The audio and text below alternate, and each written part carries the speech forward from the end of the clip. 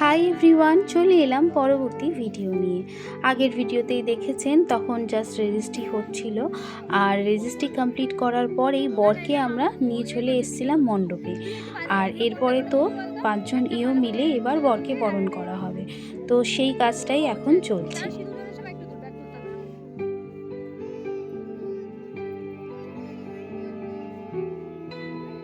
5 জন মিলে বরণ করে নিচ্ছি। আর আমার হাতে রয়েছে বরণডালা, পেছনে আমার বন্ধু কিরণময়ী, তার হাতে রয়েছে কুলো, তার পেছনে রয়েছে বৌদি কিন্তু উলে দিচ্ছিল, আর তার পেছনে রয়েছে আন্টি, তার হাতে ছিল চক, আর কাকিমা বাজাচ্ছিল শাঁখ। তো সবাই মিলে আমরা এবার বরণটা করে নেব।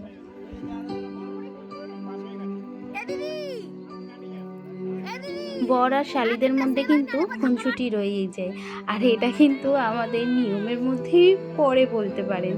কারণ বর যখন পিঁড়িতে দাঁড়ায় তখন কিন্তু শালিরা বা বৌদিরা যারা বরণ করে বা যারা হয় তারা কিন্তু বরকে ধাক্কা মারে। দেখুন এখানে কিন্তু বর আমার সাথে বদমাইশি করছে।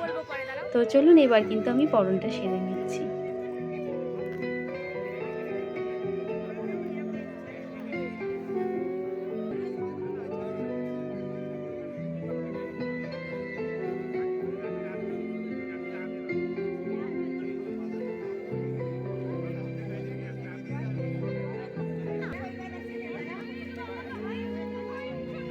বরণ শেষে বোনকে মণ্ডপে নিয়ে চলে আসা হয়েছে, আর এবার পিঁড়ি করে বোনকে বরের আশেপাশে 7 বার ঘোরানো হবে, মানে বোন 7 পাকে বাঁধা পড়ল।